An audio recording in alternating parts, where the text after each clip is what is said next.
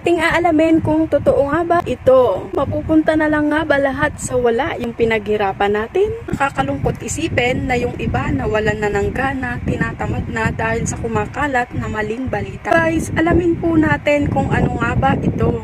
Sabi po dito, Facebook and Instagram influencers will no longer be paid for posting reels or short videos. So guys, gusto ko lang pong ipaalam sa inyo na ito pong balitang ito ay para rito sa Reels Play Bonus Program. So yan po talaga yung tinanggal ni Facebook kasi po eligible lang po siya sa India and USA, sa ibang bansa po. Kaya wag po kayong mawala ng pag-asa lalo na sa mga baguhan at nagsisimula pa lamang. Kasi magandang balita po.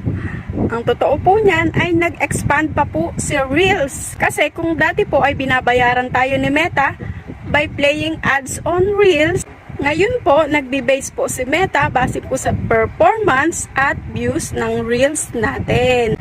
Huwag po tayo mawala ng pag-asa guys, tuloy-tuloy ang ating nasimulan. Kaya po, mas pagbutihan po natin yung paggawa natin ng videos para kagiliwan po siya ng ating mga manonood. Napakagandang balita po nito para sa ating lahat.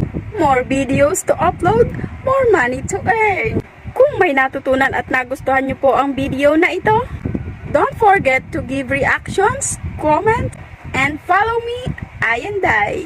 Handang mag-share sa inyo ng kaalaman. Maraming salamat po sa nanonood.